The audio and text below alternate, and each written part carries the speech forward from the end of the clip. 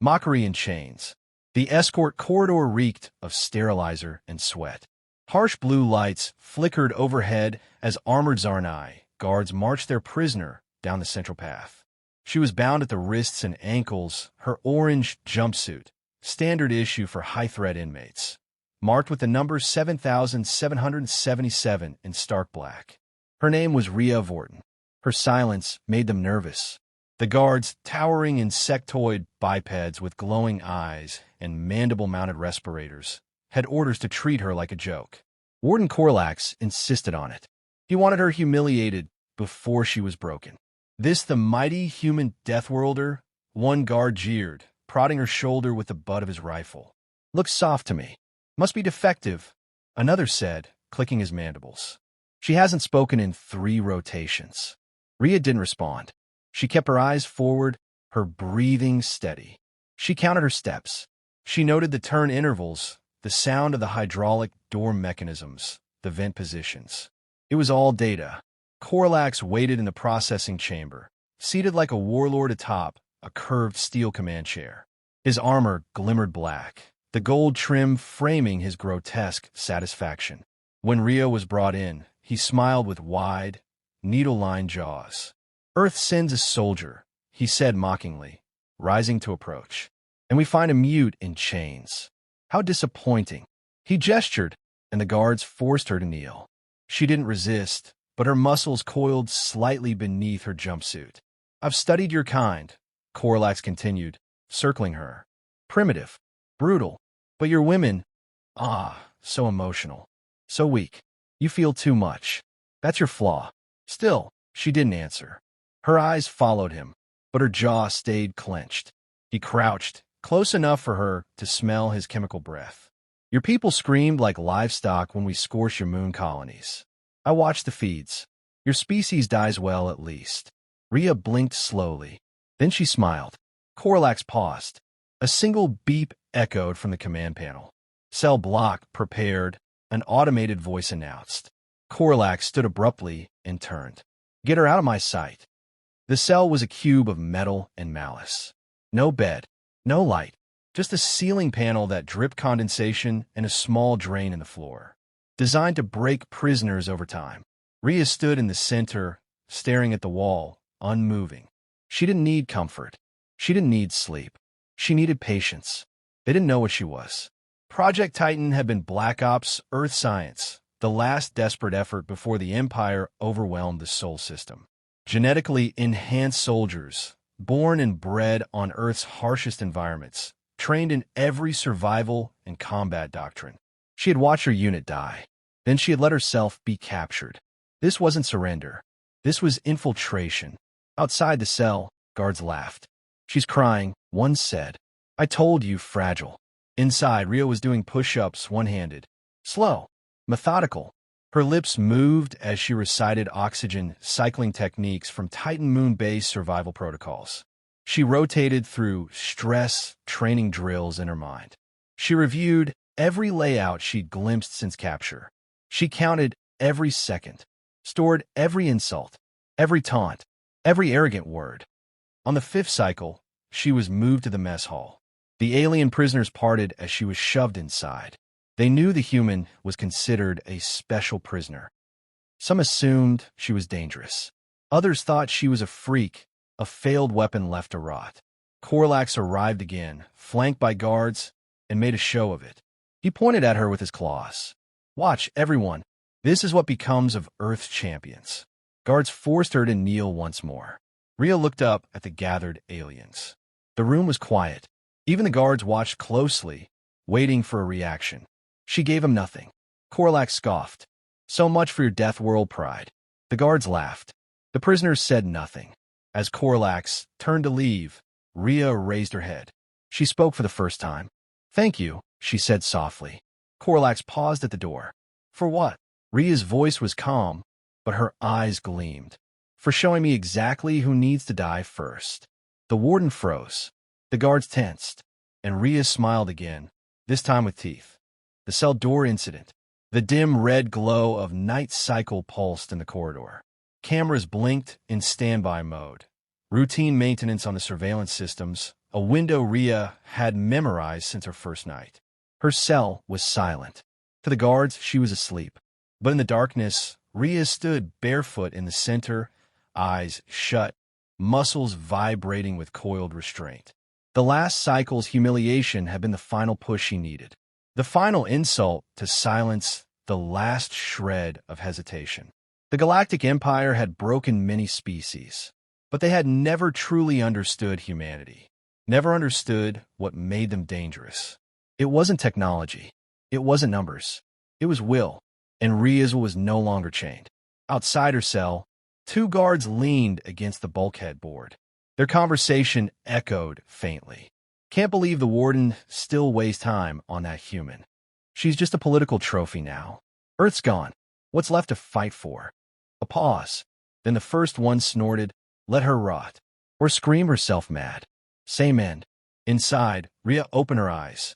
No rage, just clarity. She approached the cell wall slowly, crouched near the corner, and pressed her ear against the metal. The hum of power lines above. The coolant ducts behind. Every vibration mapped mentally. She reached into the seam near the door, where magnetic latches met the hydraulic pressure seals, and dug in her fingers. Metal creaked. The guards jumped at the first scream of tearing steel. What the hell was that? They ran to her cell, just in time to see the reinforced door explode outward. It didn't open. It launched. The massive slab of alloy smashed one guard mid-sprint, flinging him down the hallway in a spray of greenish fluid. The other barely had time to react before Rhea stormed through the smoke. She moved like an avalanche, silent, fast, deadly. The second guard raised his weapon, but she was already in front of him. Her hand snapped his rifle sideways, ripping it from his grip. A single elbow shattered his respirator. He dropped, twitching. Rhea didn't stop. Red alert alarms screamed to life as motion sensors tripped. Klaxons flared across the block. Lights strobed. Gas hissed through the air vents as the prison initiated lockdown.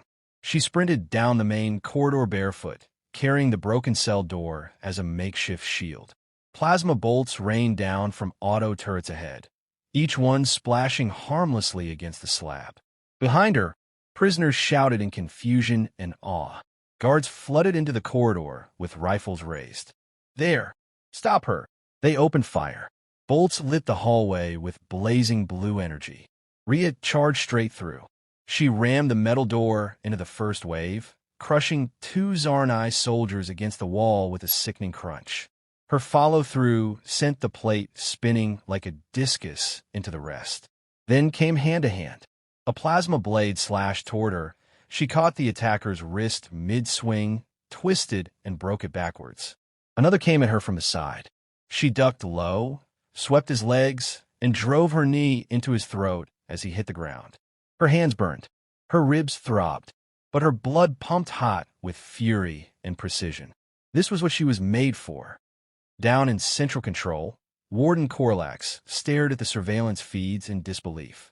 That door was titanium reinforced. He hissed, mandibles clicking furiously. How did she— "Sir," barked an officer. "She's moving toward Block D, releasing other inmates. Seal the levels." Corlax bellowed. "Flood her path with nerve gas.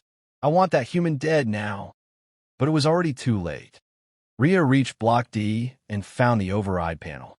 Her knuckles bled from bashing through guard armor, but she was still focused, still calm. A few keystrokes bypassed the primitive alien encryption. Earth's tech had taught her more than they knew. Cell doors across the block hissed open. Dozens of prisoners emerged, alien dissidents, rebels, survivors. They stared at her in silence, unsure what to make of the blood-stained human in torn orange, standing amidst smoke and corpses. She looked each of them in the eye. "I'm not here to save you," she said. "I'm here to break them." One reptilian inmate with cybernetic limbs stepped forward. "You tore your door off?" "Yes." "With your hands?" She nodded once. "I'm in." A second prisoner stepped forward. Then another. In moments, a growing wave of inmates surrounded her, hungry for vengeance, galvanized by her fury. The Empire had mocked her. Now, they were going to bleed. Rhea walked back into the corridor, dropped the last of her restraints on the floor, and picked up a plasma rifle from fallen guard. The prisoners followed her like shadows. In the distant control room, Corlax watched her advance. She stared up at a ceiling camera and spoke clearly into the lens. "You thought humans were broken," she said. "Now you set one loose. Prison break, deathworld style." The riot spread like fire in dry brush. Block D had fallen. Block E surrendered without a fight. By the time the internal defense systems reactivated, half the prison was under rebel control, led not by an alien warlord or political martyr, but by a barefoot, blood-slicked human woman named Rhea Vortan. She moved like she had planned the layout from birth. Because she had. Earth's intelligence archives held schematics of most imperial prison designs. Rhea had memorized this one. Every checkpoint, every weakness, every blind spot. Inside the main utility corridor, Rhea crouched beside a junction box, hot wiring and auxiliary power feed. Behind her, a mixed crowd of aliens waited in awe. She had armed dozens with weapons stripped from fallen guards. Her silence, her precision, it had convinced them more than speeches ever could. "How do you know all this?" a tall, red-scaled Karen prisoner asked. "I paid attention," Rhea muttered, splicing a coolant override wire. Sparks snapped, and lights in the east wing shorted out. That was where the shock battalion had landed. The Empire had dispatched them. Zerni elites, full combat armor, pulse shields, and experimental neural sync weaponry, trained to end uprisings in seconds. They expected a disorganized mob. What they got was her. In the fusion core tunnels, heat shimmered in waves. The sound of marching boots echoed through the reinforced corridor. The lead enforcer raised a hand, signaling halt. Something was off. Motion ahead, too fast. Rhea came out of the steam like a missile. She hurled a pipe through the air with such force, it cracked the faceplate of the first soldier. He went down, clutching his neck as a shield flickered and died. Before the others could aim, she was inside their ranks, twisting, dodging, striking with brutal efficiency. A downward hammer fist shattered an armored knee. She seized a plasma bayonet from a falling soldier and spun it into the throat of another. A dozen aliens in cutting-edge armor, designed to terrify. She killed everyone in under 40 seconds. Riot squads neutralized, the prisoner comms buzzed. She took them alone. "She's death incarnate," a voice muttered. "No," said the Karen from earlier. "She's human." Back in Central Command, Warden Corlax slammed a claw against the console. "She's turned them all into zealots," he hissed. "End this. Fire the fail-safes." A technician blinked. "Fail-safes? Sir, that would vaporize the entire block." "Then vaporize it." The technician hesitated. Corlax loomed over him. "I said do it." He reached for the detonation command. But the screen went black. Every monitor in the room flickered, glitched, and then showed a single image. Rhea Vortan standing over a control panel, blood on her face, sparks flying behind her. She looked directly into the camera. Her voice was calm, cold. "I told you who needs to die first." Then she pressed a button.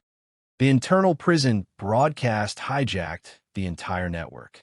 Across the system, on slave worlds, battlecruisers, and command centers, every screen went dark.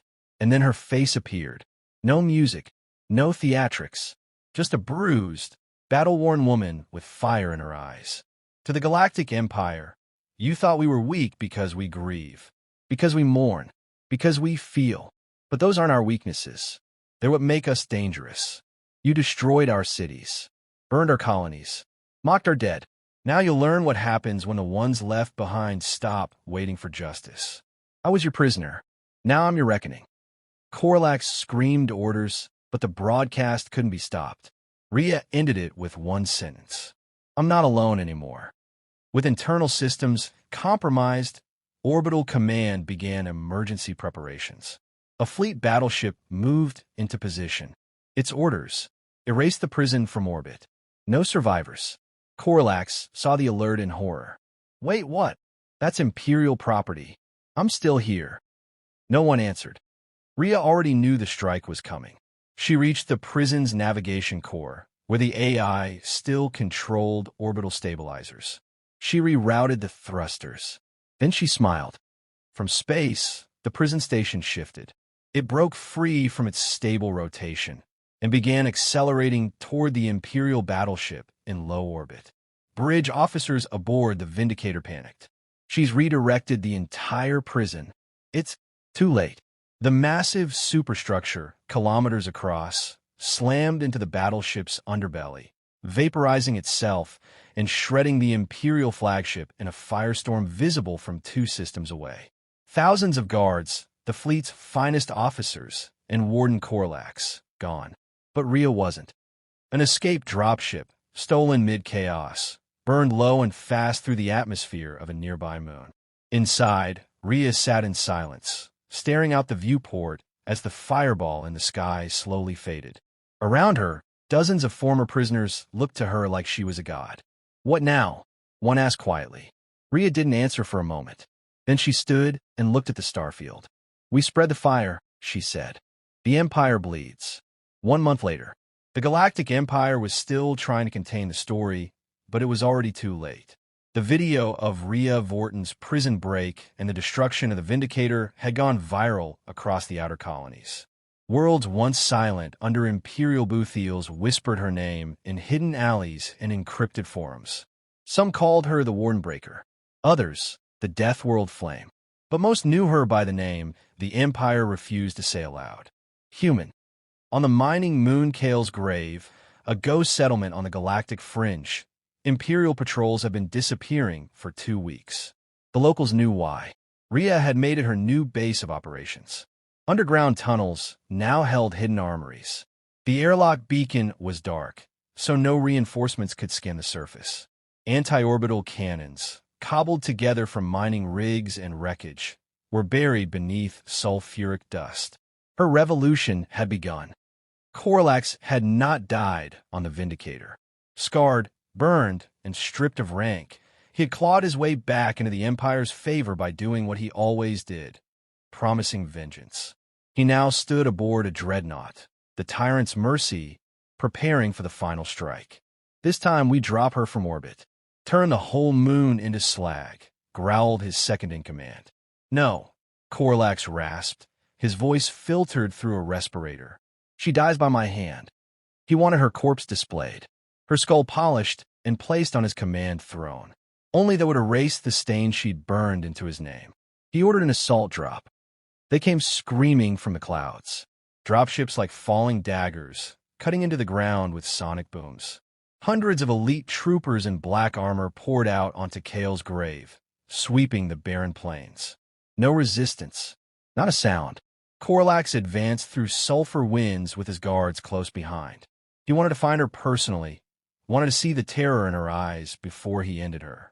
But he didn't find terror. He found a trap.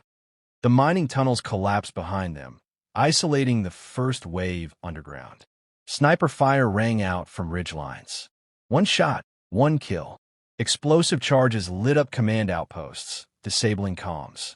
And then Rhea emerged from the dark, no longer in a prison jumpsuit, now clad in a stripped-down combat rig, mismatched pieces of alien and human armor grafted together.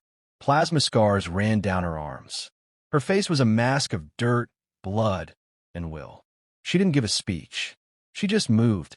Rhea dropped into Corlax's squad like a falling meteor.